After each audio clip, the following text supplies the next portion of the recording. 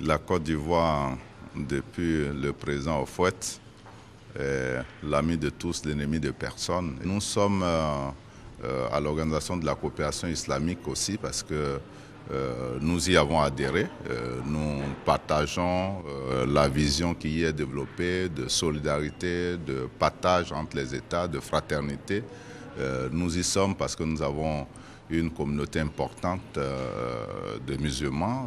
Nous avons des gens qui pratiquent cette religion et toutes ces raisons ont amené la Côte d'Ivoire à adhérer donc à l'organisation de la coopération islamique avec bien d'autres pays africains. Je voudrais vous dire que quand vous prenez l'Afrique de l'Ouest, nous avons au moins les 2/3 des pays de la CEDEAO qui sont membres de l'OCI. L'OCI a d'abord un cadre politique d'échange.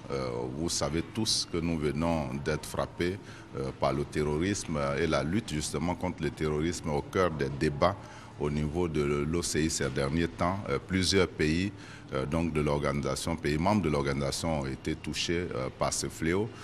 Donc la mutualisation des moyens, il y a l'organisation donc de la riposte qui fait l'objet de débats et c'est un point important donc du sommet qui s'ouvre dans la capitale économique turque. Je voudrais également, c'est un sommet important, le président de la République a tenu à y prendre part pour apporter la contribution de la Côte d'Ivoire au dialogue qui est en cours.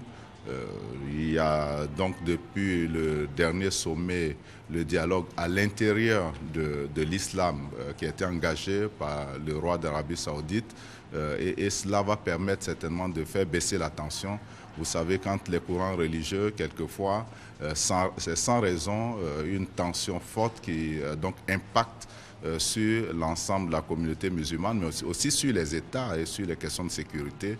C'est pour cela que la présence du président de la République ici va être importante pour apporter la voix de la Côte d'Ivoire, qui est une voix de paix, d'union, de rassemblement. Créé en 1969 dans un but politique et religieux, notamment assurer la sauvegarde des lieux saints de l'islam et défendre la cause palestinienne, l'organisation de la conférence islamique a depuis 2011 fait sa mue, devenant une organisation de développement dénommée Organisation de la coopération islamique.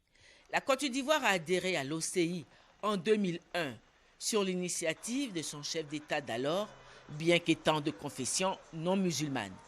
Selon l'actuel ministre ivoirien des Affaires étrangères, cette adhésion de la Côte d'Ivoire à l'OCI n'est pas en contradiction avec sa position de neutralité dans le conflit israélo-palestinien.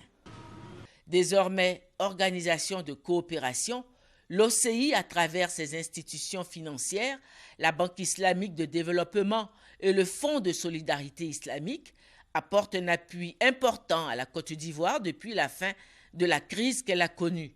De même, face à la grave menace du terrorisme dans le monde, l'OCI devient aussi un moyen de coopération efficace dans la lutte contre ce fléau. Coopération en matière de lutte contre le terrorisme, ce 13e sommet de la conférence de l'Organisation de la coopération islamique qui s'ouvre ce jeudi 14 avril à Istanbul, a choisi pour thème « Unité et solidarité pour la justice et la paix ».